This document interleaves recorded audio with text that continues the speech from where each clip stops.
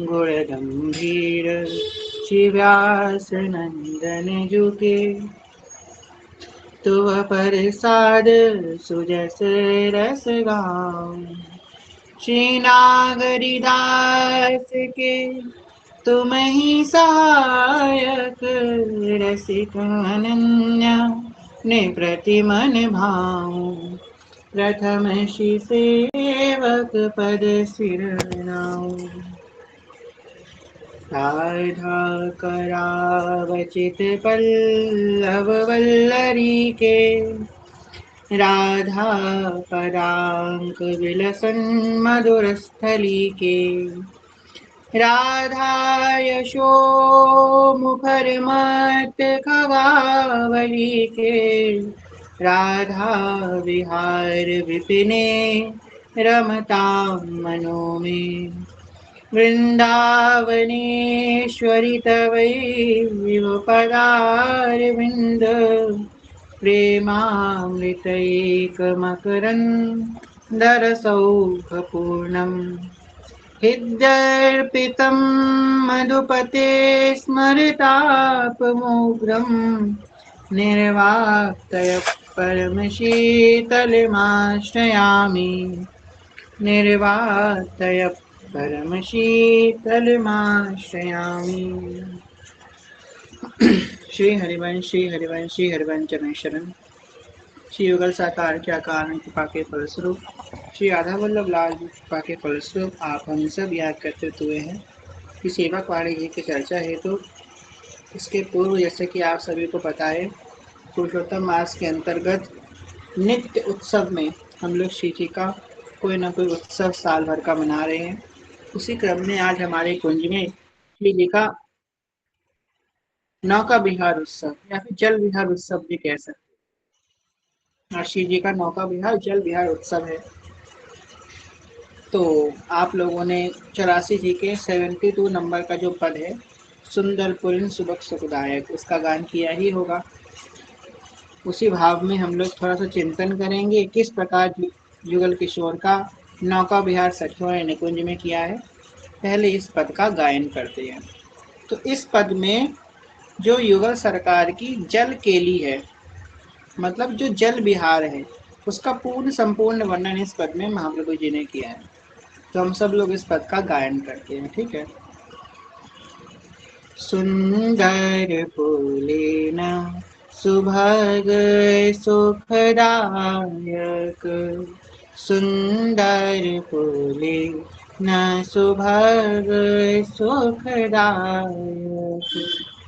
नव नव धन अनुराग परस्पर, खेलत कुंवर नागरी नायक। नव नव धन अनुराग परस्पर, खेलत कुंवर नागरी नायक। शीतल हंस सुतारस बीथिन, शीतल हंस सुतारस बीथिन। परसी पवन सीकर मृदु बरसत, परसी पवन सीकर मृदु बरसत। बर मंदार कमल चंपक फूल, सौरभ सरस मिथुन मन हरसत। सुंदर पुलेन सुभग सुखदायक, सुंदर पुलेन सुभग सुखदायक। सकल सुगंध पराग, सकल सुगंध विलास पराविधि। नाचत नवल मिले स्वर गावत, मृगज मयूर मराल भ्रमर पिक अद्भुत कोटि मदन सिर नावती निरतत कुसुम शयन मधुपूरित भाजन कनक निकुंज विराजत रजनी मुख सुख राशि परस्पर सुरत समल दोदल साधत सुंदर कुलीन सुभग सुखदायक सुंदर कुलीन सुभग सुखदायक बेट कोल निपति किशोरी कर धृत बुद्धि बल विधि बंधन मोचत नीति नीति वचनामृत बोलत प्रणय कोप प्रीतम नहीं सोचत नेति नेति वचनामृत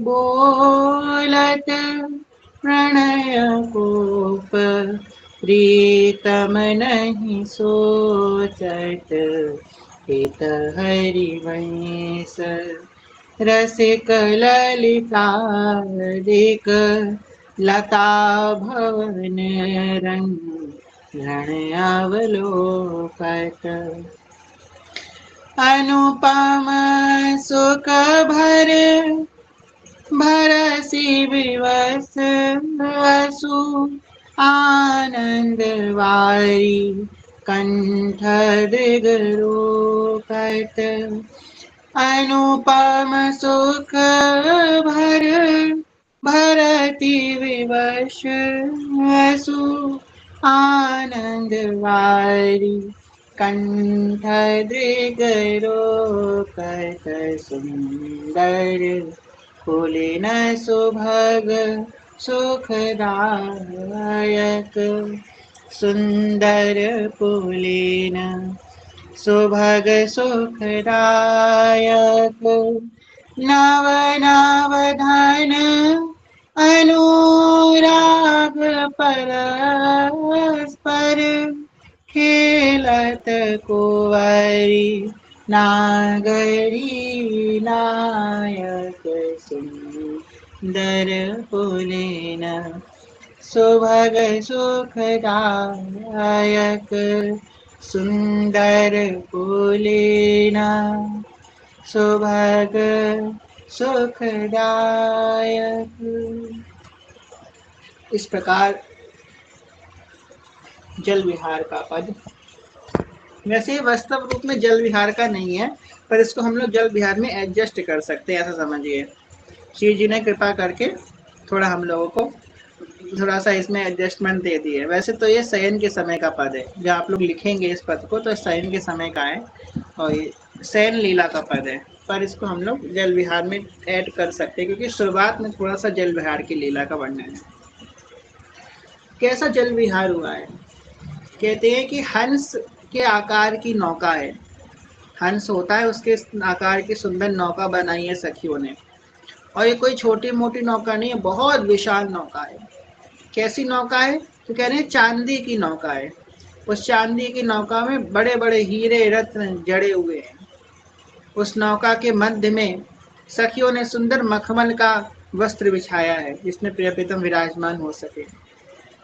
इतनी विशाल नौका है कि पौधे नहीं लगाए हैं, बड़े बड़े पेड़ उठा करके नौका में रख दिए सखियों ने, बड़े बड़े पेड़, कि प्रिया प्रीतम को नौका विहार करते समय, जल विहार करते समय भी वृंदावन से दूरी ना महसूस हो, लता पताओं से दूरी ना महसूस हो।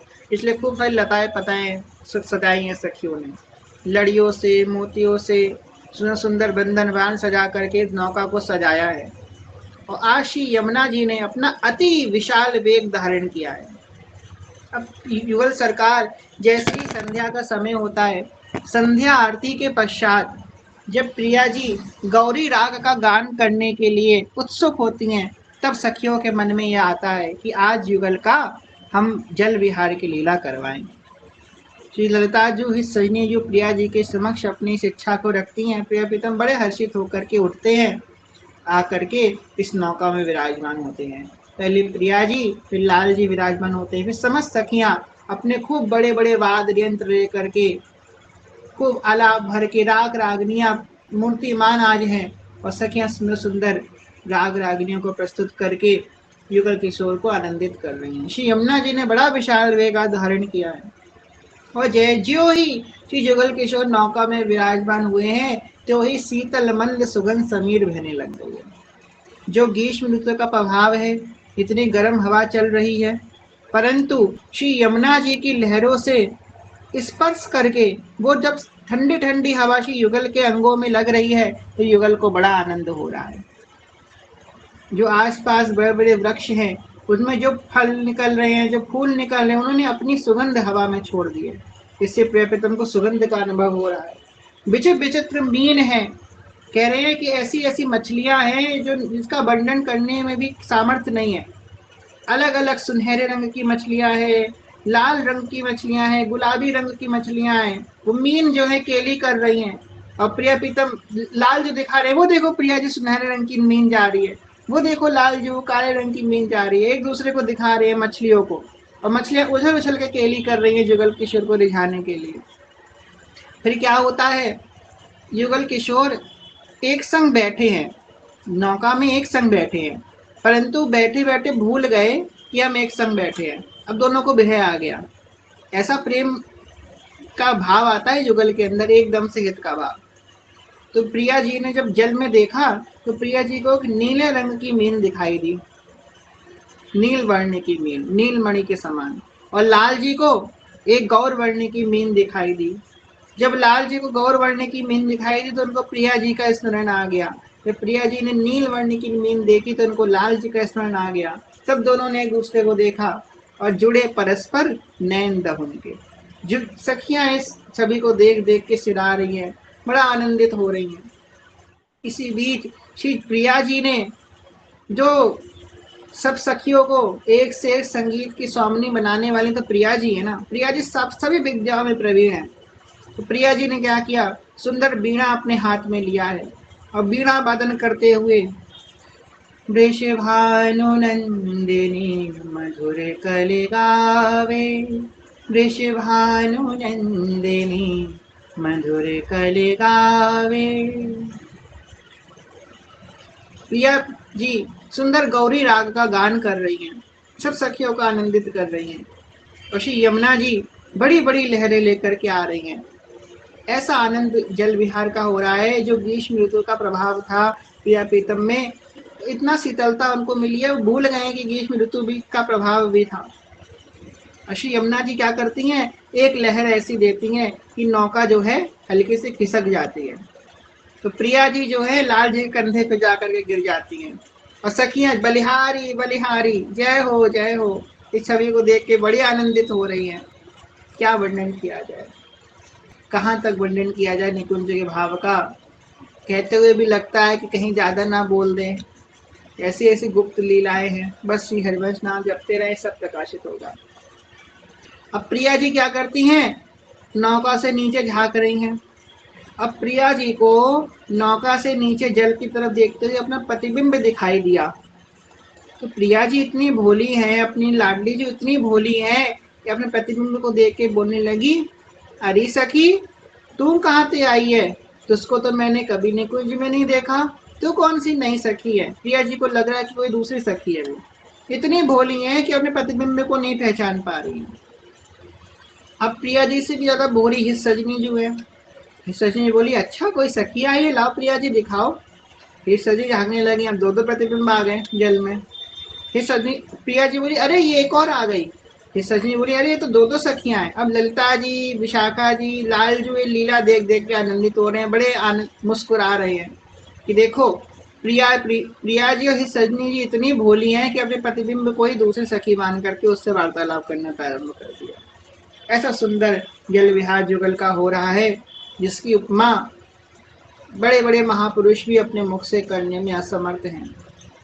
चिंतन करें उज्जवल विहार का, ऐसे ही रंग करो निशिभासर, वृंदा विपिन कुटी अभिराम, हो बलि जाओ नागरी श्याम, हो बलि जाओ नागरी श्याम।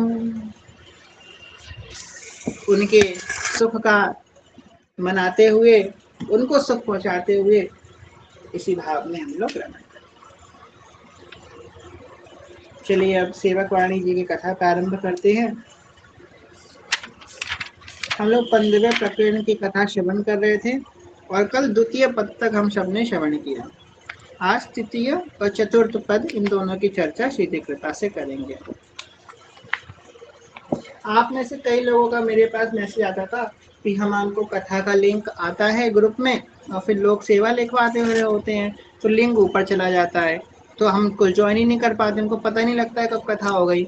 इसलिए पहले हमने कई बार कोशिश किया कि एक वो बनाए, क्या कहते हैं, कम्युनिटी बनाए, वो नहीं बनी। फिर चैनल बनाया तो उसमें हम लिंक डालना भूल जाते थे। फिर हमने ऐसा उपाय लगाया, सोचे चलो ठीक है, जिस समय लिंक डालें ग्रुप में उस समय हम ग्रुप ही बंद कर दें, तो 1 घंटे के लिए ग्रुप बंद रहता है जब कब तक कथा चल रही है। इससे लोगों को पता लग जाए कि हाँ कथा का यही लिंक है। इससे कथा विश्राम होती है, तैसे हम लोग जो है ग्रुप खोल देते हैं। चलिए तो तृतीय पद से प्रारंभ करते हैं। हरिवंश नाम सर्वसार, छाड़ी लेत बहुत भार, राज वैभव देखिए विषय विरप भेवी, जोरी होत साधु संग आनि करत प्रीति भंग, मान काज राज सीन के जो मुख जो वही, जहाँ तहाँ अन्न खात सखी कहत आप गात, सकल धौस दंड जात रात सर्व सो वही, प्रसिद्ध व्यास नंद नाम जानि बूझ छोड़ही, समाधिते लिए बिना जन्म बाद खोवही। श्री ललिताचरण गोस्वामी जी कह रहे हैं, सर्वसार रूप श्री हरिवंश नाम को छोड़कर ये विमुखी लोग अपने सर पर बहुत सारा बोझ लाद लेते हैं और संसारी लोगों का राज वैभव देख दुर्घट विषय भोगों में मन लगाते हैं। यदि इन लोगों को भी कभी साधु संग प्राप्त होता है तो ये उसके साथ अनुचित व्यवहार करके प्रीति को भंग कर देते हैं और मान ना पाने के लिए धनवान लोगों के मुंह ताकते रहते हैं। देखो यहाँ पे इस पद में सेवक जी ने बताया कि जीव दशा, कि व्यक्ति के अंदर विषयों को लेकर कितनी महत्व बुद्धि है और विषयों की महत्व बुद्धि के काजे वो जो है इस सतमार्ग में नहीं चल पा रहा है। तो देखो आज मेरे पास अब ऐसी ऐसी सीधी कृपा से आज एक ऐसा एक्सपीरियंस हुआ जो हमें जीवन में कभी नहीं हुआ और भगवान करे आगे हो भी ना। तो एक सखी का मेरे पास मैसेज आया, वो सखी की कोई दूसरी फ्रेंड होगी, उनका ये प्रश्न था। उन्होंने केले कुंज में जाकर के नियमावली ले ली, ठीक है। अब नियमावली वो ले ली, अब नियमावली में वो चल रही थी, कंठी पहना था और जो भी गुरुदेव भगवान की नियमावली थी वो पालन करने का प्रयास कर रही थी। उसका उनसे कुछ गलत चेष्टा हो गई। अब गलत चेष्टा होने के बाद वो 1 बार हुई, 2 बार, 3 बार, 4 बार, 6 बार तो 6 बार उनसे गलत चेष्टा हो गई। अब 6 बार गलत चेष्टा होने के बाद वो कह रही हैं कि अब हम बताइए अगली उपस्थिति में जाएं कि ना जाएं। तो हमने उनसे कहा कि आप पहली बात तो अपने कंठे उतार के अब रख दीजिए। 6 महीने तक आप कंठी बिल्कुल ना पहनिए, कंठे उतार के धर दीजिए। 6 महीने तक अच्छे से नियमावली का पालन कीजिए, उसके बाद फिर कंठी पहनिए और फिर शुरू से उपस्थिति आप कीजिए अगर आपको सच में प्रायश्चित है। अब देखिए सुनिए, नियमावली ले आए हैं, सब हैं, और फिर उन्होंने उनका प्रति उत्तर क्या आया कि हम कंठी उतार देते हैं और हमसे भक्ति नहीं हो पाएगी, हम भक्ति छोड़ देते हैं। तो उन्होंने भक्ति छोड़ दी। देखिए, ना नियमावली करी ना कुछ किया। तो हमें तो आज ये बात जब हमको पता चली, उन सखी ने हमको बताया, उन्होंने उनसे ये बात कही तो उन्होंने उनसे ये बात कही। हमें बहुत ये बात सुन करके एक एक बात तो बिल्कुल स्पष्ट हो गई कि गुरुदेव भगवान ने जो नियमावली रखी है कि प्रथम उपस्थिति, द्वितीय उपस्थिति, ये बहुत जरूरी थी रखनी। शुरू शुरू में जब लिख आया था तो हम लोग सोचते थे कि ये तो बड़ा दिक्कत वाला काम है, बार बार जाओ उपस्थिति लगाओ, पर ये बिल्कुल सही है क्योंकि हर कोई योग्य नहीं है उस चीज के। हम लोग गुरु जी से संबंध बना लेते हैं, गुरु मान लेते हैं, नियमावली ले लेते हैं, पर उसका निर्वाह नहीं कर पाते हैं। हम निर्वाह नहीं कर पाते हैं तो उसका जो अपराध होता है वो गुरुदेव को भोगना पड़ता है। ये हमको बिल्कुल नहीं करना चाहिए। इसलिए जो गुरु दीक्षा है बहुत सोच समझ के हमको लेनी है, क्योंकि ये एक संबंध है। हमने एक संत के मुख से सुना था, पुष्टि मार्ग के संत ने इतनी सुंदर बात कही। उन्होंने कहा, हम विवाह करते हैं तो विवाह क्या होता है, एक संबंध होता है। अब जब विवाह कर रहे हैं तो कहते हैं ना, बहुत बड़ी बात है, तुम्हारी शादी हो गई, छोटी बात नहीं है, बहुत बड़ी बात है। अब बहुत संबंध जुड़ गया, जिम्मेदारी जुड़ गई। तो कह रहे हैं एक विवाह होता है, उससे भी बड़ी चीज दीक्षा होती है। विवाह तो बहुत छोटी चीज होती है, वो तो इस लोक व्यवहार का संबंध है। वो तो थोड़ा तुम निभाओगे, थोड़ा वो निभाएगा, थोड़ा समाज तुमसे निभा देगा। समाज के प्रेशर में आकर के तुम विवाह को निभा भी लोगे। पर ये जो गुरु का जो संबंध है, ये जो दीक्षा का जो संबंध है, बहुत बड़ा संबंध है। इसमें समाज तुम्हारा हेल्प भी नहीं करेगा, इसको तुमको खुद अपने आप निर्वहन करना है, गुरु कृपा से निर्वहन करना है। इसलिए गुरु का संबंध बहुत जरूरी होता है। अब यहाँ इस घटना से हमें क्या समझ में आता है, क्या सीख मिलती है? इस घटना से हमें यह सीख मिलती है कि हम हमारी जहाँ जहाँ महत्व बुद्धि होती है वहाँ बार बार हमारा मन घसीट करके जाता है। अब क्या है, हम भजन में तो लग जाते हैं। अब महत्व बुद्धि बढ़ाने के लिए क्या करना है? हमें महत्व बुद्धि बढ़ाने के लिए उसका महत्व जानना है। नाम जप का क्या महत्व है, नाम जप की क्या महिमा है, नाम जप करने से जुगल की प्राप्ति होती है, उनके रूप की महिमा क्या है, उनके धाम की महिमा क्या है, उनके स्वरूप की महिमा क्या है, ये सब हमको जानना है। पर क्या होता है, हम लोग कथा ही श्रवण नहीं करते हैं। जब कथा श्रवण नहीं करेंगे तो हमको हमारे अंदर महत्व कैसे आएगा भजन के प्रति? महत्व नहीं आएगा तो धीमे धीमे एक दिन भजन छूट जाएगा। इसलिए यहाँ पे सेवक जी कह रहे हैं, हरिवंश नाम सर्वसार छाड़ी लेत बहुत भार। कह रहे हैं सर्वसार है श्री हरिवंश नाम, इसको छोड़ करके व्यक्ति बहुत भार अपने ऊपर लाद लेता है। किस चीज का भार? ज्ञान, धर्म, व्रत, कर्म इत्यादियों का भार। ये अनुष्ठान कर लेंगे, वो कर लेंगे, वो कर लेंगे, पर बस श्री हरिवंश नाम नहीं जपेंगे, बाकी सब कुछ कर लेंगे। और वो सोचते हैं कि उनको वो कुछ कर करके कुछ मिल जाएगा, कुछ नहीं मिलेगा। जब तक श्री हरिवंश नाम जप नहीं करेंगे तब तक नित्य विहार की प्राप्ति तो होनी ही नहीं है। आपने कभी सुना है कि अनार के बीज से सेब किसी ने निकाल दिया हो? निकल ही नहीं सकता, असंभव है। अनार के बीज से अनार ही निकलेगा, सेब के बीज से सेब ही निकलेगा। इसी प्रकार ये हरिवंश नाम जो है नित्य विहार का बीज है। हरि रीति अक्षर बीज ऋषि, अक्षर अक्षर कौन है? बीज है इसका, एक एक अक्षर बीज है। हरि रीति अक्षर बीज ऋषि, वंशी शक्ति सुअंश, नक्शिक सुंदर ध्यान धरी सु जय जय श्री हरि। ये बीज है नित्य विहार का। जब तक ये बीज नहीं पड़ेगा नित्य विहार का, तब तक वो नित्य विहार रूपी जो वृक्ष है कैसे प्रफुल्लित होगा हमारे हृदय में? कह रहे हैं हरिवंश नाम सर्वसार छाड़ लेत बहुत भार, उसको छोड़ करके बहुत अपने ऊपर भार लाद लेता है। जब तक नियम का भार लाद लेगा, व्यवहार के इत्यादियों का भार लाद लेगा, पर नाम जपेगा नहीं। राज विभव देख के विषय विरम भो वही। कह रहे दूसरों का वैभव देख करके उसके मन में और विषय उत्सुकता होती है। उसके पास वो वैभव है, उसके पास वो धन है, उसके पास वो मान है, उसके पास वो गुण है, काश ही मेरे पास भी आ जाए, मैं भी धनवान हो जाऊं, मैं भी रूपवान हो जाऊं, मैं भी कलावान हो जाऊं, मैं भी ऐश्वर्यवान हो जाऊं। ये सब बातें दूसरों को देख करके उसमें अगर ईर्ष्या का भाव, जलन का भाव आएगा, जिससे वो अपनी रीति में तो बिल्कुल चल ही नहीं पाएगा। वो व्यक्ति है, वो भोग रहा है, वो तो आनंद में है। अब हम उसको देख देख के इतने अपने आप को ईर्ष्यावान कर लेते हैं कि अपनी शांति भंग कर लेते हैं। ईर्ष्या तो किसी से करनी ही नहीं चाहिए। हमने कई बार बताया है, शास्त्रों ने दो बातें कही हैं। जो पुरुष है वो अगर अपने काम पे जो है विजय पाले, काम विकार पे, पुरुष अपने काम विकार पे विजय पाले तो उसे कोई परास्त नहीं कर सकता। किसी भी साधन पे चलने पे, किसी भी साधना करने से उसे कोई परास्त नहीं कर सकता। कि पुरुष के अंदर सबसे बड़ा विकार प्रधानता जो होती है वो काम की होती है, और स्त्रियों के अंदर कौन सा विकार की प्रधानता होती है? ईर्ष्या की प्रधानता होती है। अगर स्त्रियां ईर्ष्या त्याग दें, उनको किसी से ईर्ष्या नहीं है, सबके प्रति हित का भाव है, तो उनको कोई परास्त नहीं कर सकता, उस स्त्री को कोई परास्त नहीं कर सकता साधन पद पे चलने से। इसने अपनी ईर्ष्या का सर्वथा त्याग कर दिया है। तो दो चीजें हैं, पुरुषों के लिए काम, स्त्रियों के लिए ईर्ष्या। मतलब है तो सभी के लिए थोड़ा थोड़ा विकार, पर ये दो विकार की प्रधानता इन दो लोगों में है। कह रहे हैं कि औरों के राज वैभव को देख करके, औरों के मान सम्मान इत्यादि को देख करके उसके मन में लालच आएगा, ईर्ष्या होगी, तो उसी में वो बार बार उसका चिंतन करता रहता है।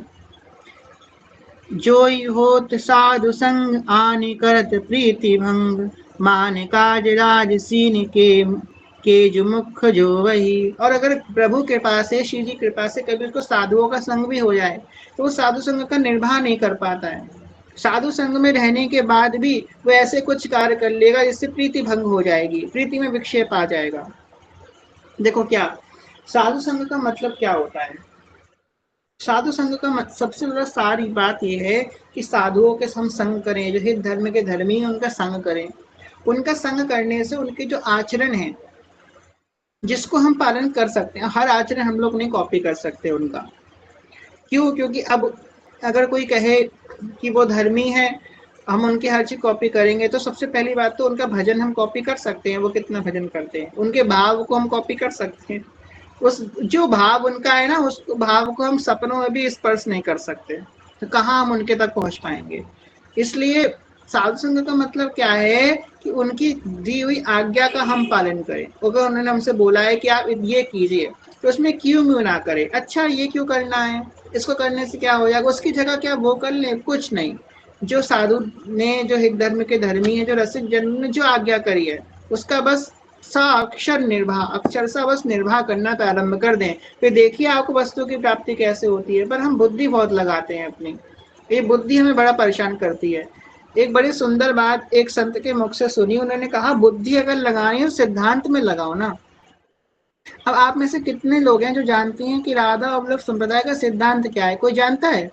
अगर जानता हो तो हैंड रेज कीजिए। हमारे जो ब्रह्म सूत्र का भाष्य है वो कौन से सिद्धांत पे है? कोई नहीं जानता। बुद्धि सबके पास है। अगर एक दो जानते भी होंगे तो सिद्धाद्वैत सिद्धांत है, सॉरी सिद्धाद्वैत सिद्धांत है। सिद्धाद्वैत सिद्धांत का वास्तविक स्वरूप क्या है ये हम जानते नहीं है। द्वादश यश में श्री चतुर्भुज दास जी ने कौन से सिद्धांत को स्थापित किया है, सेवक वाणी में क्या सिद्धांत प्रतिष्ठित है, ये सब हम लोग जानते ही नहीं है।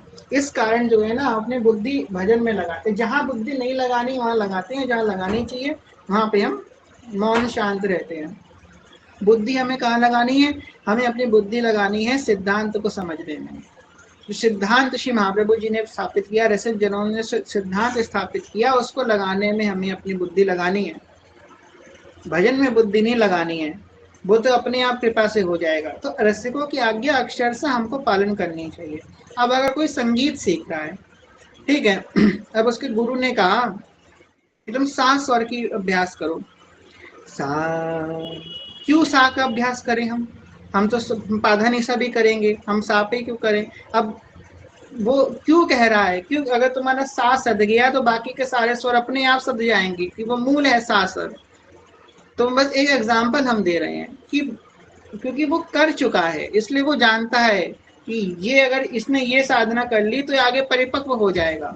इसलिए हमें रसिक जनों की आज्ञा का अक्षरशः पालन करना चाहिए, उसमें हमें क्यों में बुद्धि नहीं करनी चाहिए। बुद्धि अगर बहुत भगवान ने दी ही है आपको, तो इस दर्शन के अभ्यास में बुद्धि, दर्शन मतलब फिलॉसफी, जो दर्शन शास्त्र है, निम्बार्काचार्य जी की दर्शन पढ़िए, वल्लभाचार्य जी का पुष्टि मार्ग पढ़िए, रामानुजाचार्य जी का, रामानंदाचार्य जी का, माधवाचार्य जी का, शंकराचार्य जी का, श्री महाप्रभु जी का सिद्धांत पढ़िए, द्वादश यश पढ़िए, सुदन बोधनी पढ़िए, कितना है पढ़ने के लिए, इसमें दिमाग लगाइए। अगर दिमाग लगाना है तो सिद्धांत को समझने में दिमाग लगाइए। आपको सच बताएं, सिद्धांत भी बहुत जरूरी है। हमारे रसिकों ने दो चीज प्रकट करी हैं, एक रस और रीति। रस तो हम सब पता है हमको, सेवक वाणी से रस मिलेगा, 84 से रस मिलेगा, रस ही रस है, नित्य सेवा से, नित्य उत्सव से, सबसे रस मिलेगा। पर रीति ये भी बहुत इंपॉर्टेंट है। हम रस के चक्कर में रीति भूल जाते हैं, और रीति ही रस का पान कराने वाली है। रीति क्या है? रीति मतलब सिद्धांत, सिद्धांत को समझना बहुत जरूरी है। आजकल हम लोग क्या करते हैं, सिद्धांत को ऐसे छोड़ देते हैं, आ जाएगा शिव जी कृपा से। अरे हमारे कृष्णचंद्र जी का चरित्र पढ़िए, वंचन महाप्रभु का चरित्र पढ़िए, कैसे सिद्धांत इन्होंने स्वाध्याय किया, बड़े बड़े दिग्गज विद्वानों को इन्होंने परास्त किया है। तो हमको ऐसा कार्य नहीं करना है, हमको सिद्धांत पे भी थोड़ा फोकस करना चाहिए। जो व्यक्ति सिद्धांत पे काम नहीं करता है वो प्रमादी हो जाता है भजन में। अगर आप सिद्धांत नहीं समझेंगे, सिद्धांत के अनुरूप नहीं चलेंगे तो आप प्रमादी हो जाएंगे। इस सिद्धांत समझना बहुत जरूरी है। अब ये बात उसी व्यक्ति के समझ में आएगी जिसको लंबा चलना है, वरना जल्दी किसी के समझ में नहीं आते सिद्धांत। उसके लिए आपको जो है विवेक चाहिए। खैर आगे कह रहे हैं, जो तो होत साधु संग आन करत प्रीति भंग। वो जो है वहां पे प्रीति भंग कर देगा, ऐसी कोई चेष्टा कर देगा, ऐसे साधु संग जो है निरर्थक हो जाएगा। मान काज राजसीन के जो मुख जो वही। कह रहे हैं धनवान लोगों के बीच रहेगा कि मुझे मान मिल जाए, प्रतिष्ठा मिल जाए, उन्हीं लोगों के चरण तारिका करेगा। अभी सदगुरुदेव भगवान का एक सत्संग आया कल, उसमें महाराज जी ने क्या कहा, तुम्हारा पालन पोषण ईष्ट करेंगे। ध्यान से सुनिएगा, शब्द सुनिएगा महाराज जी के, तुम्हारा पालन पोषण ईष्ट करेंगे। और अगर तुम्हें ऐसा लग रहा है कि ईष्ट नहीं कर रहे हैं, कोई और कर रहा है, तो उसका संग तुम छोड़ देना। कितनी बड़ी बात महाराज जी ने कही है। उसी क्षण उसका त्याग कर देना अगर तुम्हें लग रहा है कि कोई और तुम्हारा पालन पोषण कर रहा है। यहाँ पे शरणागति है, ये पुष्ट शरणागति। महाराज जी सूत्र देकर गए हैं अपने शरणागतों को। और एक बात आप लोगों से हम और हाथ जोड़ के निवेदन करेंगे कि कोई परेशान मत होइए कि महाराज जी कहाँ चले गए हैं, महाराज जी आ नहीं रहे हैं, एकांतिक वार्तालाप नहीं हो, दर्शन नहीं हो रहा। महाराज जी एकदम स्वस्थ हैं, उनको कुछ नहीं हुआ है।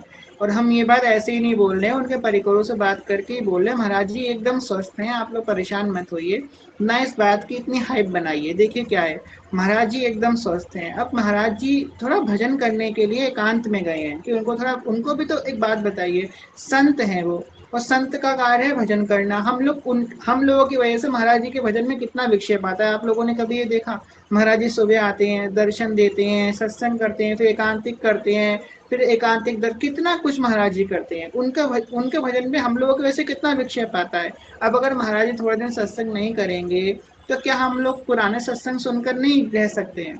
महाराज जी को भी थोड़ा हमको समय देना चाहिए, वो भी थोड़ा उनका जो भाव है शिव जी के प्रति वो भी थोड़ा पुष्ट कर सके।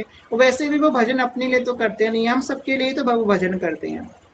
इसलिए कोई घबराने की आवश्यकता नहीं है किसी को कि महाराज जी कहाँ, जबकि महाराज जी ने बात स्पष्ट बोली कि तुम लोग किसी को कोई घबराने की जरूरत नहीं है, कोई चिंता करने की आवश्यकता नहीं है। फिर भी हम लोग चिंता कर रहे हैं, इसलिए चिंता ना करें, चिंतन करें। महाराज जी ने क्या कही है, हम तुम्हारे मानस पटल पे बैठ करके तुम्हें गाइड करेंगे। तो बस उनका अपने पास, उनका अनुभव, उनका प्रेजेंस अपने आसपास अनुभव कीजिए, बस सब कार्य हो जाएगा। घबराने की कोई आवश्यकता नहीं है। बस थोड़े दिन बाद महाराज जी आएंगे और फिर सब कुछ चालू हो जाएगा, कोई मत घबराइए, ठीक है। महाराज जी का 2-3 दिनों से मौन चल रहा था, और महाराज जी का मौन चल रहा था, महाराज जी आ नहीं रहे थे। इतने हल्ला मचा दिया शरणागतों ने केले कुंज जा जाके, क्या हो गया क्या हो गया, इतने मैसेज कॉल केले कुंज में कि महाराज जी को आकर के अपना मौन तोड़ करके उस दिन का सत्संग जो कल आया है, महाराज जी को मौन तोड़ करके सत्संग करना पड़ा। क्यों करना पड़ा? कि भाई लोग परेशान ना हो, इसलिए महाराज जी ने बोल दिया, तो किसी को परेशान होने की आवश्यकता नहीं है। चलिए आगे सेवक जी कह रहे हैं, जहाँ तहाँ अन्न खात सखी कहत आप गात, सकल सौस दंड जात रात सर्व सोवही। कैसी सुंदर बात कह रहे हैं, जहाँ तहाँ अन्न खात। ये बहुत गलत चेष्टाएं होती हैं कुछ लोगों के अंदर कि कहीं भी प्रसाद मिल जाए हाथ आगे कर देते हैं, कहीं भी कुछ अन्न बट रहा हो, भंडारा हो रहा हो, अरे चलो चलो भंडारा खा लेते हैं, वो बट रहा है, शरबत बट रहा है, पी लेते हैं। ये आदतें नहीं होनी चाहिए एक साधक के अंदर, और हरिवंशी के अंदर तो बिल्कुल नहीं होनी चाहिए। जो रस मार्ग का प्रतीक है उसके अंदर तो ये बातें बिल्कुल नहीं होनी चाहिए। सेवक जी कह रहे हैं कि ऐसे ये लोग जो है जहां तहां अन्न खाते, कहीं भी अन्न खा लेते हैं, और सखी कहत आप गात, अपने आप को सखी कहते फिरते हैं। सखियां कौन होती हैं? सखियां तो प्रिया जी का चेष्टा अमृत भी नहीं पान करती हैं। आप लोगों ने वो चरित्र श्रवण किया होगा जब उन्होंने श्री जगन्नाथ जी के निर्माल्य को मना कर दिया। क्या कह के मना कर दिया कि मेरी प्रिया जी का उच्चिष्ट अमृत नहीं है। इतने ऊंचे लेवल के अन्यता है, हम लोगों तो इतनी नहीं कर सकते, तो जितनी निभ रही है उतनी तो कम से कम निभाएं। तो कह रहे हैं ये अपने आप को सखी कह रहे हैं और जहां तहां अन्न खा रहे हैं। हमको कहाँ पे अन्न खाना है, कहाँ प्रसाद पाना है, बस वहीं पे पाना है जहां हमारे श्री महाप्रभु जी विराजमान है, जहाँ हमारे राधा लाल विराजमान है, वहीं पे पाना है।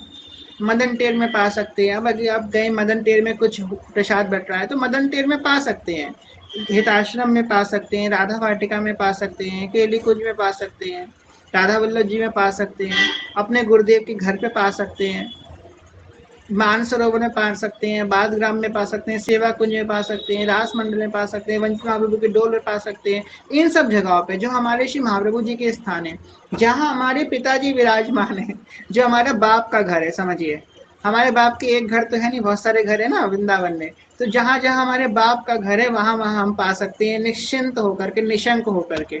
और उसके अतिरिक्त हम कहीं भी अगर कुछ भी पा रहे हैं तो भैया बहुत सोच समझ के डर डरा के पाना है।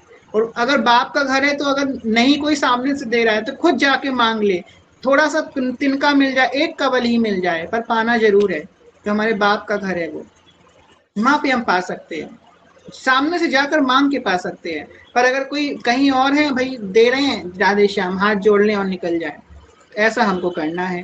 क्योंकि ऐसे लोग के लिए साफ मना कर रहे हैं कि जहां तहां अन्न खात सखी कहत आप जा। तुम सखी नहीं हो अगर तुम कहीं भी अन्न पा रहे हो तो। क्योंकि कहीं भी अगर अन्न हम पाते हैं तो उससे हमारा मन बहुत प्रभावित हो जाता है, बहुत मन प्रभावित होता है हर कहीं हर जगह का अन्न पाने से। कौन किस भाव से सेवा कर रहा है, क्या है उसका तात्पर्य, ये सब हमको बहुत ध्यान से करना चाहिए। अगर ऐसी कोई परिस्थिति है कि हमको पाना पड़ रहा है तो वहाँ पे सेवा अर्पित कर दें थोड़ी, जिससे जो है आपको उसका प्रभाव ना पड़े, आपके भजन में विक्षेप ना हो। कह रहे हैं सकल धौस दंड जात रात सर्व सोवही। कह रहे हैं सकल धौस, धौस का मतलब दिन। कह रहे हैं पूरा दिन इनका जो है द्वंद्वों में फंसे रह जाता है। ये द्वंद्व आ रहा है मन में, ये प्रश्न आ रहा है, ये समस्या आ रही है, ये डाउट आ रहा है, ये है वो है वो है, ये इसी में पूरा दिन निकल जाता है। और रात सर्व सो भई, और रात भर सोने में निकल जाता है, फिर सो के उठते हैं, फिर ये है वो है वो है वो है, फिर साथ में सो गए। यही इनका पूरा जीवन चलता रहता है। कह रहे हैं सकल दौद दंड जात रात सर्व सोवही, ऐसे लोगों का। प्रसिद्ध व्यास नंद नाम जानी बूझ छोड़ही। कि ये हरिवंश चंद्र का जो नाम है तुम जानबूझ के छोड़ रहे हो। प्रमाद ते लिए बिना जन्म बाद खोवई, तुमने प्रमाद अपने अंदर ले लिया और तुमने जन्म अपना व्यर्थ कर दिया। कई जगह हमने पढ़ा, अगर इस जन्म में आपको श्री हरिवंश नाम का परिचय हो गया है तो समझ लीजिए आपका आखिरी जन्म है। यही सबसे बड़ा प्रमाण है कि हरिवंश नाम सबको नहीं मिलता है, हरिवंश नाम है ही नहीं सबके लिए, तो कुछ लोगों के लिए है। श्री जी ने प्रिया जी बड़ी कृपा करे, कुछ कुछ लोगों को प्रदान करती हैं, हर किसी के लिए नहीं है ये नाम। अब ये हमको प्राप्त हो गया, उसके बाद भी अगर हम इसमें प्रमाद करते हैं, इसका जाप नहीं करते हैं, इसका त्याग कर देते हैं, जानबूझ छोड़े ही, जानबूझ के इसको हम अगर छोड़ते हैं तो हमसे ज्यादा मूर्ख और हमसे ज्यादा प्रमादी व्यक्ति इस संसार में कोई नहीं हो सकता। जिसपे साक्षात श्री जी ने अपनी कृपा वपु हस्त कमल रख के जिसके सर के ऊपर उस पर कृपा करी है, और फिर भी वो प्रमादवश उसका प्रतिपादन नहीं कर पा रहा है, उनकी कृपा का अनुभव नहीं कर पा रहा है, उससे ज्यादा भागा भाई कौन हो सकता है इस संसार में। इसलिए इस बात का हम ध्यान रखें कि प्रसिद्ध व्यास नंद नाम जान बूझ छोड़े, जानबूझ के इस नाम का छोड़ लेना। अगर देखो क्या होता है, हम व्यस्त हो रहे हैं या हम पे बहुत ज्यादा प्रेशर है काम का, रिस्पॉन्सिबिलिटीज हैं, हम हो सकता है हम भूल जाएं काम के अंतर्गत आकर के, या किसी रिस्पॉन्सिबिलिटी में नाम हम जब करना भूल जाएं तो चलिए कोई बात नहीं, होता है। पर ये कम से कम ध्यान रखें कि जब दोबारा हमको स्मरण आए तो तुरंत श्री हरिवंश श्री हरिवंश श्री हरिवंश करना स्टार्ट कर दें। इतना तो हम कर सकते हैं ना, ये तो हमसे कोई नहीं छीन रहा है ना। और हरिवंश नाम लेने में आपको कोई बाहरी ऐसी विपदा भी नहीं आएगी। आप अंदर ही अंदर श्री हरिवंश करते रहिए, कौन आपको देख रहा है आप क्या कर रहे हैं। जब स्मरण आए तब श्री हरिवंश नाम करना प्रारंभ कर दे। इतना भी अगर आप कर रहे हैं तो भी हरिवंश नाम आप पे खूब कृपा करेगा। कह रहे हैं कि अगर आप जानबूझ के हरिवंश नाम का त्याग कर रहे हैं तो आपको ये जन्म जो मिला है, बड़ा मूल्यवान जन्म मिला है, इसको आप जानबूझ के गवा रहे हैं। आगे सेवक जी कह रहे हैं, श्री हरिवंश नाम हीन कीन दीन देखिए सदा, कहा भयो बहुत दे पुराण वेद पठही, कहा भयो भय प्रवीण जानी मानिए जगत, लोक रीज सोभ के बनाए बात गठही, कहा भयो किए करम जगदान देन देव, फलन पाए उच्च उच्च देव लोक चरही, पर्यो प्रवाह काल के कदापि छूट है नहीं, श्री व्यास नंद नाम के प्रतीति सो न रटहि। जय हो जय हो। सेवक जी कह रहे हैं, चरण गोस्वामी जी इसकी टीका में कह रहे हैं, जो लोग श्री हरिवंश नाम के विमुख हैं वे सदा दुखी और दीन दिखलाई देते हैं। क्या ये बहुतज्ञ होकर वेद पुराण की क्यों ना पढ़ लेते हो? श्री हरिवंश, अपना कृपया माइक सब लोग बंद रखें। क्यों ना पढ़ते हो? क्या हुआ? जो संसार में वे कुशल वक्ता अनेक शास्त्रों का ज्ञान माने जाते हैं, क्योंकि वे संसार को रिझाकर प्रतिष्ठा बढ़ाने के लिए बनवाती बातें बनाते रहते हैं। कह रहे हैं कि अगर आपने बहुत वेद शास्त्र पढ़ लिए हैं, बहुत पुराण पढ़ लिए हैं, बहुत ज्ञान प्राप्त कर लिया है, बहुत योग जब तब आपने प्राप्त कर लिया है, तो ये कोई बहुत बड़ी उपलब्धि नहीं है। अगर आपके जीवन में श्री हरिवंश चंद्र का 4 अक्षर का नाम नहीं है, तो ये सब व्यर्थ है, किसी काम का नहीं है। क्योंकि प्रेम मूल यह नाम है, इस नाम के बिना प्रेम नहीं प्राप्त होने वाला जुगल का। श्री हरिवंश नाम हीन खीन दीन देखिए सदा, कहा भयो बहुत दे पुराण वेद पठई। कह रहे दीन हीन खीन, अपने आप को सबसे दीन समझो, सबसे लघु समझो, और श्री हरिवंश नाम के तुम शरणागत हो जाओ। ये सब बहुत वेद पुराण पढ़ने से कुछ नहीं मिलने वाला। कहा भयो भय प्रवीण जान ईमान ये जगत, हो सकता है तुम्हारा जगत में मान सम्मान होने लग जाए कि ये बड़े वेदज्ञ हैं, बड़े ब्राह्मण हैं, भाई इन्होंने बड़ा ज्ञान प्राप्त किया है, बड़े विद्वान बड़े पंडित हैं, ये बड़ा पांडित्य है इनके अंदर। परंतु ये 10 रीति का मार्ग तुम्हें नहीं प्राप्त हो जाएगा इन सबको पढ़ लेने से। अगर आपको 4 वेद 18 पुराण 108 उपनिषद और 6 शास्त्र भी कंठस्थ हो जाएं, तब भी अगर आपके जीवन में श्री हरिवंश नाम नहीं है, तो आप कोसों कोसों कोसों कोसों दूर हैं इस राधा वल्लभ लाल के प्रेम माधुरी से। अगर ये सब कुछ नहीं है और ये सब श्री हरिवंश चंद्र के 4 अक्षर का नाम है, तो आप बहुत समीप हैं। इतनी महिमा है इस नाम की, क्योंकि इस नाम के बिना रसरीति नहीं प्राप्त होने वाली। अगर प्राप्त हो जाती तो सेवक जी प्रकट ही ना करते इस नाम को। अगर हो जाती तो वर्णन कर देते, ये कर लो, ये अनुष्ठान कर लो, ये जप कर लो, मिल जाएंगे प्रिया प्रीतम। नहीं, सेवक जी ने प्रारंभ ही इससे किया है, श्री हरिवंश चंद्र शुभ नाम सब सुख सिंधु प्रेम रस धाम। ये प्रेम रस का धाम है, प्रेम रस प्रदान करने वाला है। कहा भय भयो प्रवीण, बड़े प्रवीण हो गए हो तुम, क्या मिल गया इतना प्रवीण होकर के? लोक रीज शोभ के बनाई बात गड्ढे, अपनी बातें बना बना के, अपनी पूजा करवा के, पांडित दिखा करके क्या मिल गया? और आगे बड़ी सुंदर बात सेवक जी कह रहे हैं, कहाँ भयो किए कर्म में यज्ञतान देत है। क्या मिल गया? यज्ञ से, ये कर्म करने से, ये अनुष्ठान करने से, कर्म कांड इत्यादि करने से क्या मिल गया? फल ने पाए उच्च उच्च देवलोक चट्टही। कह रहे इनके फल को पा पा के तुमने ज्ञान के द्वारा यज्ञ किया, ये किया, अनुष्ठान किया, सब कर लिया, तुमको क्या मिल गया? बड़े बड़े देवलोक मिल गए, अच्छी बात है, पर क्या होगा? अब स्वर्ग मिल गया। स्वर्ग, अगर आप स्वर्ग का वर्णन सुनेंगे, महाभारत में स्वर्ग का वर्णन आता है, भविष्य पुराण में स्वर्ग का वर्णन, भविष्य पुराण कह रहे हैं, ब्रह्मांड पुराण में स्वर्ग का वर्णन आता है, स्कंद पुराण में स्वर्ग का वर्णन आता है, श्रीमद् भागवतम में भी स्वर्ग का वर्णन आता है। अगर स्वर्ग का वर्णन सुन लेंगे ना, वैसे हमको तो कोई आवश्यकता नहीं है, नाम कभी करेंगे स्वर्ग का वर्णन, आप लोग पढ़ सकते हैं स्वर्ग के बारे में। स्वर्ग बहुत रमणीय है, सारी चीजें हैं, जिसकी आप इच्छा रखते हैं ना कि ये भोग वो भोग, सारा भोग भरपूर मात्रा में भोग हो, जितना भोग सकते हो भोग हो। अभी देखो, आपके पास एक मुंह है, ठीक, अगर किसी को मीठा बहुत अच्छा लगता है ना, तो उसे मीठा खाने का मन करता रहता है, खूब मीठा खाएं, खूब मीठा खाएं। अभी एक मुख है, एक मुख से मीठे का स्वादन ले रहे हैं। तो स्वर्ग में जितनी रोम छिद्र है ना शरीर में, उतने मुंह हो जाते हैं। अगर मीठा खाना है तो इतने मुंह से तुम मीठा पाओ, मतलब रोम रोम से भोगो। अगर तुमको रसना का भोग भोगना है तो रोम रोम से रसना का भोग भोगने को मिलेगा। कोई बहुत संगीत सुनने का बड़ा भोग है तुम्हारे अंदर, बड़े गाने सुनने, बॉलीवुड के सुनने, ये सुनना वो सुनना है, तो तुम सुनो, रोम रोम से तुम्हारे कान बन जाएंगे। ऐसा ऐसा वहां पे दृश्य आता है। इतना भोगो, जितना भोग सकते हो भोगो, पर वहां पे कंडीशन है, जितने पुण्य करें उतना तो भोग लो, पर जहां पुण्य खत्म हुए तहां आपको भगा दिया जाएगा, इज्जत से आपको भगा दिया जाएगा कि जाइए, आप वापिस नीचे जाइए। पुनरपि जन्नम पुनरपि मरणम पुनरपि जननी जठरे शयनम, और जननी के जठर में जाकर के आप शयन कीजिए, बार बार इस जन्म मृत्यु के काल चक्र में घूमिए, संसार में जाइए, दुखालय में जाइए, वहां पे दुख भोगिए, फिर बार बार करना पड़ेगा, फिर आओ फिर जाओ, ये आवागमन लगा रहेगा। तो ये सब करके तुम्हें क्या मिल गया? सेवक जी कह रहे हैं ये सब तुमको ज्ञान प्राप्त करके, बड़े बड़े जप तप अनुष्ठान करके क्या प्राप्त हो गया? कुछ नहीं मिलेगा। अगर बड़े बड़े लोग तुमको मिल भी जाएंगे तो वो सब नाशवान है। आगे कह रहे हैं, पर्यो प्रवाह काल में कदापि छूट है नहीं, कि काल का जब प्रभाव आएगा, जब महाप्रलय आएगी तो सब लोग जो है खत्म हो जाते हैं।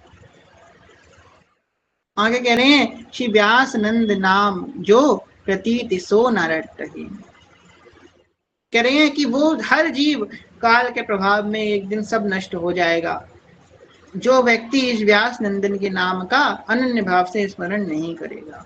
इसलिए अगर हमको हरि सब कलिकाल की भय कृपा रूप जो को धरे, एक भय है तो कहते हैं मृत्यु का भय, अभी उस व्यक्ति के अंदर होता है जिसने अपने आप के अंदर बहुत मैं भाव करके रखा है, मैंने ये संग्रह किया, मैं मुझे ये भोगना है। अभी क्या होगा, व्यक्ति अपने आज से 10 साल तक के, 20 साल तक के, 30 साल तक के आगे की सब सोच के चलेगा, पर उसे ये नहीं पता कि 10 मिनट बाद क्या होने वाला है। क्या पता है? नहीं पता। हम लोगों के जीवन में कभी ना कभी कोई ना कोई विपत्ति तो आई होगी, भली छोटी बड़ी कभी ना कभी आए, तो अब स्मरण कीजिए, अपनी विपत्ति को भी भूलना नहीं चाहिए। अपनी अच्छा वक्त भूल जाओ पर बुरा वक्त नहीं भूलना चाहिए कभी किसी व्यक्ति को। तो आपको अगर विपत्ति जो आपके जीवन में आई थी, कभी कोई विपत्ति, तो आपको क्या पता था 10 मिनट पहले कि ये हमारे संग होने वाला है? नहीं पता था ना। 10 मिनट पहले, 5 मिनट पहले भी नहीं पता था कि ये होने वाला है, एकदम से आया ना। आपको क्या पता है अगले 10 मिनट में, अगले 5 मिनट में क्या हो जाएगा? कुछ नहीं। आप देखते हैं, हम लोग खबरें देखते हैं कि किसी देश में सब एकदम ठीक थे, एकदम से भूकंप आया, न जाने कितने लोग मर गए, बड़ी बड़ी बिल्डिंगें, इमारतें सब टूट गई, जो जिनको पता भी नहीं था अगले क्षण मेरे संग क्या होने वाला, भूकंप आया, सब कुचल गए, सब मर गए, सब खत्म हो गया। कुछ नहीं पता है, 10 मिनट का नहीं पता है। इसलिए सबसे बड़ी बात हमें यह है कि हमें जाम गटी बिसरे नहीं, इस नाम का क्षण भर के लिए विस्मरण नहीं करना है। हमें अपने मनुष्य जन्म जो हमको बड़ी मुश्किल से मिला है, आपको और हमको, ये बहुत सुलभ नहीं है, बहुत मुश्किल से मनुष्य जन्म मिला है। अब देखिए, वहां तक जाना है। देखिए हम ये सत्संग क्यों कर रहे हैं, अब आपको बताएं।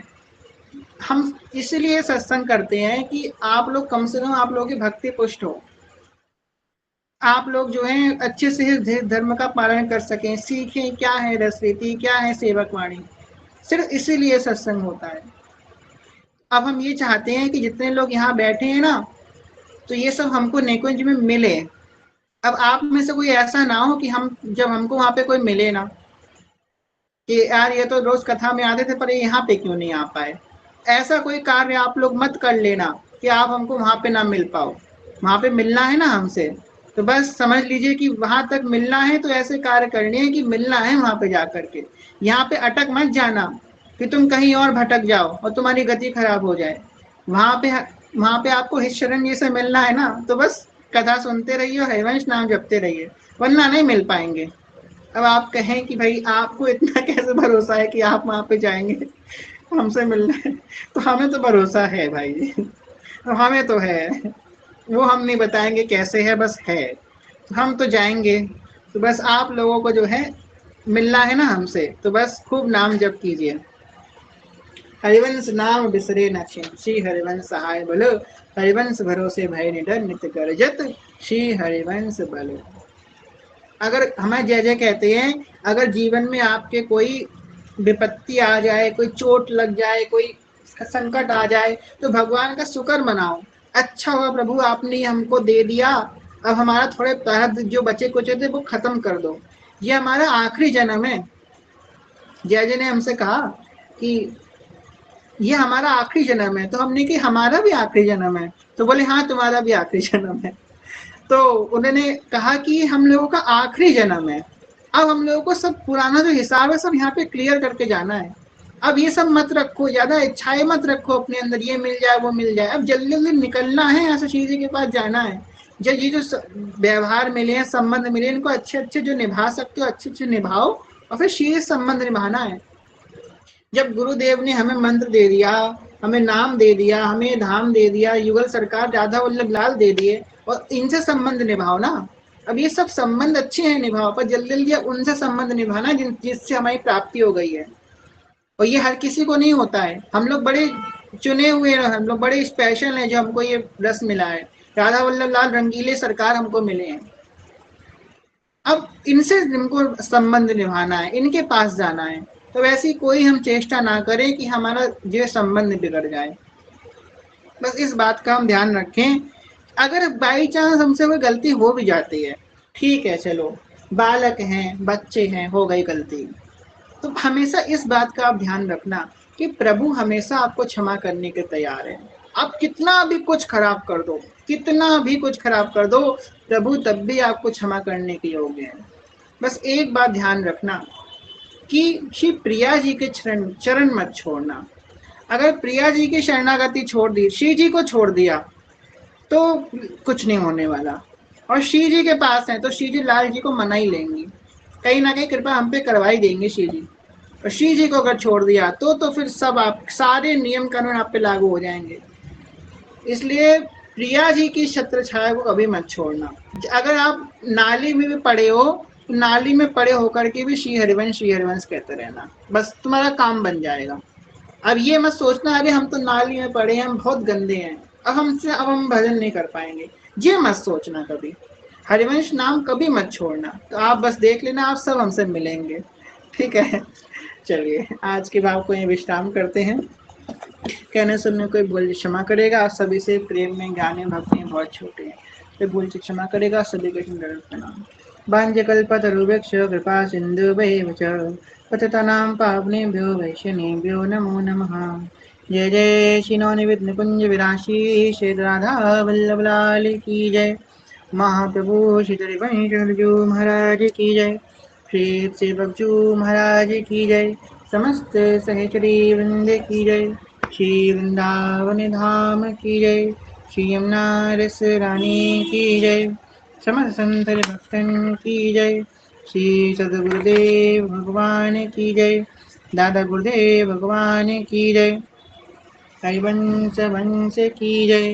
जय जय श्री राधे श्याम, जय जय श्री राधे श्याम, जय जय श्री राधे श्याम, जय श्री हरिवंश। हेलो प्रेम से लिखिए श्री हरिवंश चरण शरण, श्री हरिवंश चरण शरण, श्री हरिवंश चरण शरण, जय श्री हरिवंश। चलिए जो हम लोग एक पद रोज गाते हैं 84 जी का, वो पद हम लोग गान करते हैं। आज 18वें नंबर का पद हम लोग को गान करना है, ठीक है। बहुत सुंदर पद है, और आपको हम बताएं तो हमारा फेवरेट पद है।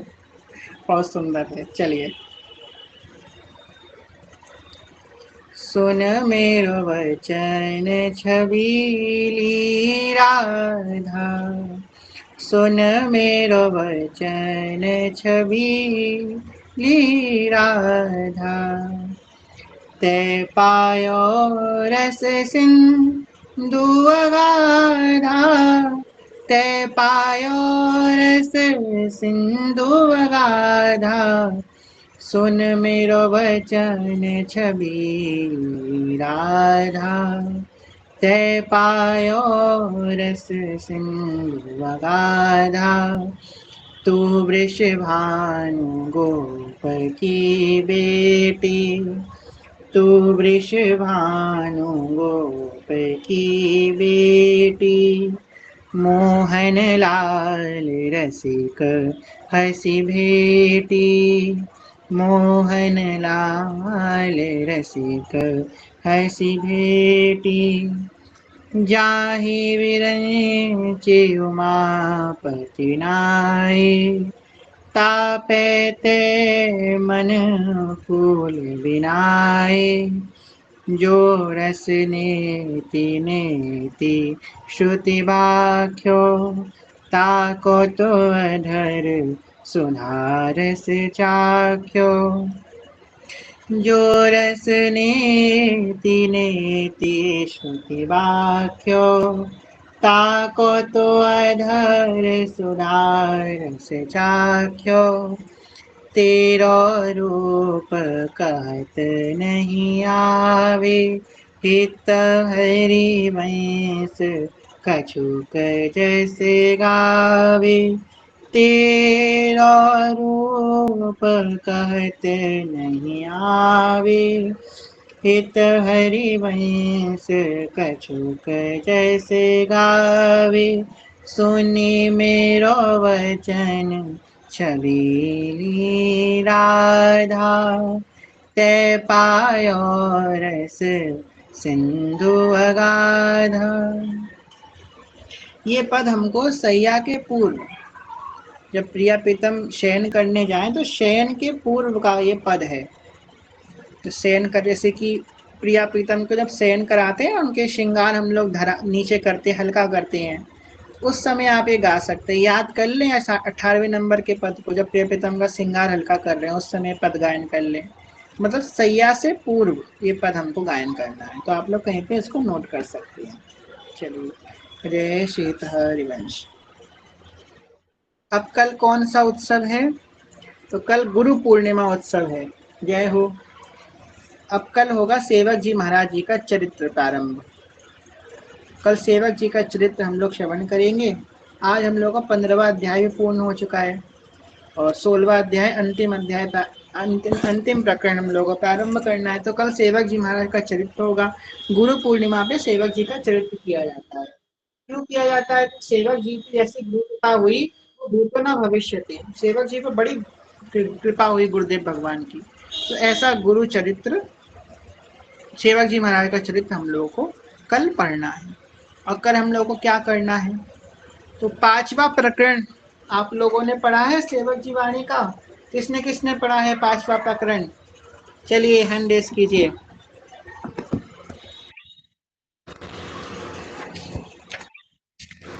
5वें प्रकरण का नाम कोई बताएगा कमेंट बॉक्स में?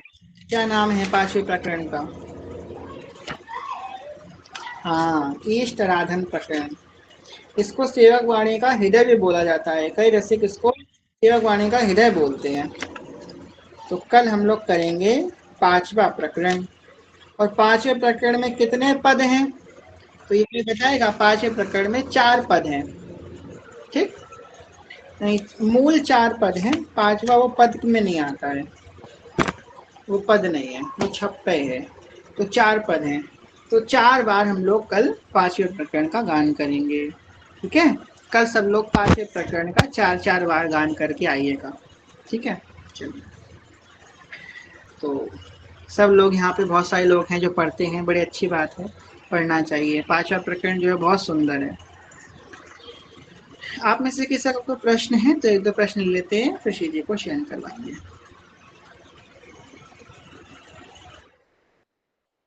श्री हरिवंश शरण शरण। मेरा ये प्रश्न है कि नैलता कुंज उत्सव अगर हम मनाएं तो संध्या में मनाएं या सुबह? संध्या में। संध्या में नैलता संध्या में।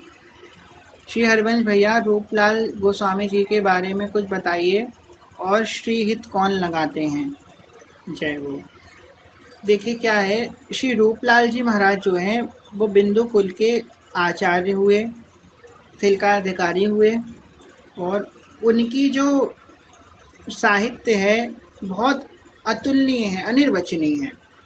बहुत सुंदर उन्होंने श्री प्रिया प्रीतम के लिए राग की से पद लिखे। हम लोग गाते हैं लाडी जो थारो अबचल लोजी सुहागी, उनका पद है। और हर उत्सव के उन्होंने पद लिखे। ऐसे आचार्य हुए जिनका नाम आज भी विशेष रूप से स्वर्ण अक्षरों से लिया जाता है। तो श्री रूपलाल जी महाराज के बारे में क्या ही कहा जाए, बस इतना समझिए कि श्री किशोरी अली जी के शिष्य श्री रूपलाल जी महाराज हुए, और हमारे जो दादा गुरुदेव इस समय राधा वल्लभ मंदिर में, उनके दादाजी थे श्री रूपलाल जी महाराज। कभी श्री जी कृपा हुई तो उनका चरित्र भी हम लोग गान करेंगे। आप लोगों को बहुत समय पहले हमने एक बार दिया था रूपलाल जी का मंगल, किसी को याद है? रूपलाल जी का मंगल हमने आप लोग को दिया था, किसी को याद है तो थम्स अप कीजिए। याद है, कुछ लोगों को याद है। रूपलाल जी का मंगल दिया था, और वो रूपलाल जी का मंगल जिस जिस सखियों ने पढ़ा था उन पे बहुत कृपा हुई थी। कई लोगों ने हमको बताया, अपने स्वप्न बताए, अपने अनुभव बताए, कई लोगों ने, बहुत सारे लोगों ने बताए। तो बहुत कृपामय उनका मंगल था। अब हमसे कोई कहिएगा मत कि आप भेज दीजिए, अब हम अभी नहीं भेजेंगे। उस दिन शिव जी की प्रेरणा हुई थी तो हमने भेजा था, अब जब दोबारा शिव जी कृपा करेंगे तब भेजेंगे, ठीक है। बड़ा कृपामय उनका मंगल है। देखो आ गया मैसेज, नहीं हमने अभी नहीं भेजेंगे। चलिए, श्री हरिवंश चरण शरणम। भैया क्या हमें आसन को कभी धोना नहीं चाहिए? अगर बट धूल हो जाए तो कैसे साफ करें? गीला कपड़ा कर लीजिए, उससे पोंछ लीजिए, धोया नहीं जाता है आसन, गीले कपड़े से पोंछ लीजिए, ठीक है। भैया आपने कल कहा था कि श्री जी को सकाम कार्य नहीं पसंद है, तो अगर है किसी के निमित्त जब उस भाव से कर रहे हैं कि प्रतिकूलता कम हो और हमारा भजन बढ़े, और हमें ऐसा नहीं करना चाहिए। देखिए, अगर आप किसी के निमित्त कोई कार्य कर रहे हैं, जैसे कि फॉर एग्जाम्पल कोई व्यक्ति है जो बीमार है, उसके लिए आप भजन कर रहे हैं, ठीक है, पर आपका स्वार्थ है कि ये ठीक हो जाएगा तो मेरा ये काम बना देगा, ये ठीक हो जाए भगवान, मेरा काम अटका हुआ है, या ये ठीक नहीं हुआ तो मेरा काम अटक जाएगा, कोई ना कोई स्वार्थ है आपका उस व्यक्ति से, तो वो सकामता में आएगा। परंतु आपका ना लेना ना देना, ना कोई स्वार्थ उस व्यक्ति से, बस आप भजन कर रहे हो उसके लिए, तो वो निष्काम भाव में आएगा। फिर महाप्रभु जी ने कहा है सबसो हित ही निष्काम है। अगर हम सबका हित सोचेंगे तो वो निष्काम भाव से सोचना चाहिए, ऐसा निष्काम भावना से कर। अगर हम ये सोच रहे हैं कि हम भजन करें इससे हमारे भजन में वृद्धि हो, तो ये की भी निष्कामता के अंतर्गत ही आएगा। शकामता क्या होती है? संसारिक किसी भोग की इच्छा या भोग को पाने की जो चेष्टा होती है, वो शकामता के अंतर्गत आते हैं। श्री हरिवंश भैया व्हाट्सएप में कुछ बहुत इंपॉर्टेंट पूछा है आपसे, प्लीज रिप्लाई देना भैया। जी प्रयास करेंगे रिप्लाई दे दें। भैया एक प्रश्न है। जी जी पूछ लीजिए आप रीना सखी श्री हरिवंश। श्री हरिवंश भैया, भैया जी जैसे ये इतना मतलब अधिक मास है और इतनी गर्मी है, तो क्या हम चंदन सेवा रोज कर सकते हैं? जैसे हम पहले इस्कॉन जाते थे, वहां तो पूरा महीना किया करते थे, तो हाँ क्या हाँ अभी कर हम सकते हैं, कोई दिक्कत नहीं, कर सकते हैं। तो क्या ये भैया फिर ये कहलाएगा कि अभी माना मैं दीक्षित नहीं हूँ, बट क्या अपने संप्रदाय में फिर अनन्यता से हटना कहलाएगा? कहाँ चंदन सेवा कर रही हैं आप, इस्कॉन में? ठाकुर जी की ठाकुर अपने घर में जो हमारे ठाकुर जी हैं अरे तो अपने उनकी संप्रदाय में तो चंदन सेवा होती है। रेगुलर। हाँ देखिए, सुनिए क्या होता है। अगर आप अधिक मास नहीं होता तो जेठ का महीना चल रहा होता, जेठ के मास में तो रोज चंदन राधा लाल को लगता ही है। जेठ के महीने में तो यदि ये पुरुषोत्तम मास पड़ा है ना, तो अगर देखा जाए तो जेठ का ही तो मास चल रहा है ना। आप चंदन रोज श्री जी को लगा सकती हैं। जैसे कि आज नौका बिहार है तो श्री जी का पत्रावली आज भी चंदन से खूब अच्छे से करी है। तो वो श्री जी को अनुकूलता देने के लिए, आप देखो सखी होती है, सखी का यह भाव होता है कि प्रिय प्रीतम को सुख मिले, तो सुख के लिए वो हर ये उत्सव जो हम लोग करते हैं उनके सुख के लिए तो करते हैं ना, नियम के लिए थोड़ा ना करते हैं, उनके सुख के लिए करते हैं। तो अगर आपको ऐसा लग रहा है चंदन लगेगा उनको सुख मिलेगा, तो उनको रोज आप चंदन लगाए, इसमें कोई बुराई नहीं है, अन्यता का इसमें कोई बात ही नहीं है, वो तो आप उनके सुख के लिए कर रही है ना, इस वजह से। जी भाई, श्री हरिवंश। श्री हरिवंश, जय श्री हरिवंश। चलिए, कमेंट में ये सब चीजें चल रही हैं, ये चीटिंग बाजी कोई मत कीजिएगा। खैर कोई बात नहीं, क्या किया जाए। ये तो वही बात हो गई कि हम उस दिन क्लास में नहीं आए थे, आप हमें नोट्स भेज दीजिए, और मैडम ने मना कर दिया कि कोई किसी को कॉपी नहीं देगा। हमारे स्कूल में मैम कहती थी कि जो एब्सेंट हुआ उसको कोई कॉपी नहीं देगा, जिसने कॉपी दी उसको हम बताएंगे। खैर कोई बात नहीं, ऐसी श्री जी की इच्छा। चलिए, अब मेरे ख्याल सबके प्रश्न हो गए हैं, अब श्री जी को शयन करवाते हैं। नोट्स लीकिंग ट्रेंड हाई है आजकल, हाँ क्या कर सकते हैं, नया जमाना है। चलिए, रे श्री हरिवंश। अखियों में नींद भर आई, प्रिया प्रियतम जो के नैनन में नींद भर आई। प्रिया प्रियतम जो के कौन किशोरी जो को दूध पिलावे। कौन मेरे ठाकुर जी को दूध पिलावे। और कौन खबारे मलाई। प्रिया प्रियतम जो को